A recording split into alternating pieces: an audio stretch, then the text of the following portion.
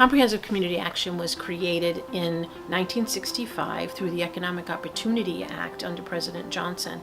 And our specific goal of community action agencies was to eliminate poverty, to mobilize all resources, whether they be community-based, financial, or governmental resources, towards that end. We started in December of 1965 with a $25,000 grant to do well baby checks out in Western Cranston. And over the last 50 years, we've evolved into a $25 million multi-service agency with a staff of over 350 and a 15-member tripartite board. In 1972, we opened our first health center in Cranston at 1090 Cranston Street, where we currently are located in Cranston. We opened our second site in the 80s in the town of Coventry. The town had asked us to build a health center there, and we quickly responded. And then we opened our site in Warwick much later. We were able to receive FQHC status and 330 funding through the federal government, through HRSA, the Health Resources Service Administration, for all of those 3 sites, which really enabled us to expand and to provide more services. It also enabled us to get federal malpractice insurance on top of that. A few years ago, we took over the Primary Care Partners Health Center, which was located within the Kent Mental Health Center. We applied for FQHC status, received that along with $330. So part of our focus is not just providing primary care to patients, but also trying to treat the entire person. So we merged our behavioral health centers into the health center system so that we can provide not only primary care, but behavioral care integrated into the care of this person, so that when a person comes in, we try to treat the entire person, body, mind, and spirit. And the health centers roughly make up about half of the agency now, and we have 4 sites, 2 in Warwick, the 1 in Coventry, and the 1 in Cranston. Along with primary care and behavioral health, we have a large dental component. We have a dental clinic located in Cranston and in the Warwick site, and currently building a new one in Coventry. We also have West Bay Smiles, which provides a dentist in the schools, along with the Molar Express, which is a wonderful program through Ronald McDonald Foundation.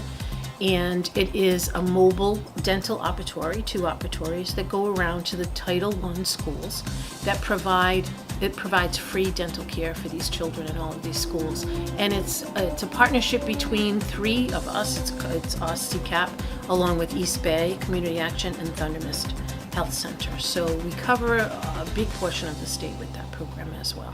Head Start was one of the first programs that CCAP ran, and we started in the basement of a shoe store on Rolfe Street and quickly expanded. We currently have 3 sites in the city of Cranston. We are the largest child care provider in the city of Cranston. We have a site at the old Mae Westcott School at 48 Atwood Avenue, in the Pastori Center on Gansett Avenue, and at 7 Hills on Norwood Avenue in Edgewood. And we see about 260 children each year. Along with that, we have an extended daycare program. So after Head Start ends during the day, those children can stay on in a daycare system up until the end of the day. We were successful in receiving funding for pre-K classrooms funded through the Department of Education, so those classrooms are available as well to children who may not be eligible for Head Start or who want a different type of experience. It's a large component. Our teachers are all bachelor's level teachers. They're all certified teachers and provide a wonderful experience for these children. And that's just for the city of Cranston only. The family development component is a much varied component. There are a lot of programs within that system. We have the Family Care Coordinating Partnership, which is a program funded through DCYF, where we provide interventions to families who are involved with the department or at risk of being involved with the department, providing a variety of services, particularly WRAP services for those families. We have the Youth Diversionary Program, which provides services to kids who are at risk of being involved with the juvenile justice system. We get a lot of referrals from the police department and from schools. Those are a little older kids. One of the bigger components in the family development piece is the Learn to Earn component, and that is our youth centers. We have 4 youth centers funded through the Department of Labor and Training, really the WIOA boards, the workforce investment boards. And we have 1 in Cranston, 1 in Providence, 1 in Warwick, and 1 in Pawtucket. And those sites serve kids who are coming to us for GED services along with job readiness, job skill development services. So we provide those types of training programs to those kids, try to provide internships for those kids, and then eventually jobs in their GED program. So it's really a successful program with a broad reach throughout the state. The Providence Youth Center actually is located within the Providence Place Mall, so it's a perfect site to really capture these kids because that's where they are. We're in the process of expanding that program with hopes of maybe expanding it to adults in the future. Our social services department is really the frontline department of most community action agencies. That component provides a lot of very basic services that clients need. LIHEAP, the Low Income Home Energy Assistance Program, provides people assistance in paying their heating bills throughout the season. Along with that is the weatherization program.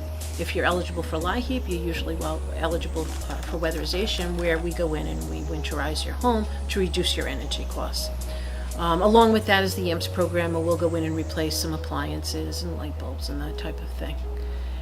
To supplement that is our food bank. We have a very large food bank with a lot of donations coming in, and people are eligible for food once a month at this site, at the Doric Avenue site. During tax season, we provide tax preparation in the EITC program, where people can come in and apply for that type of tax credit to give them a bigger return. The social services component also has the CCAP Holiday Giving Program, which kicks off usually in September, where we begin to ask for donations for both Thanksgiving and Christmas. At Thanksgiving, we give out a lot of Thanksgiving baskets along with turkeys, and we get a lot of volunteers to put those baskets together. At Christmas, we try to adopt families. We ask all of our components to submit names of families, and we try to match them with donors so that those families are able to give gifts to their children for Christmas, along with food as well.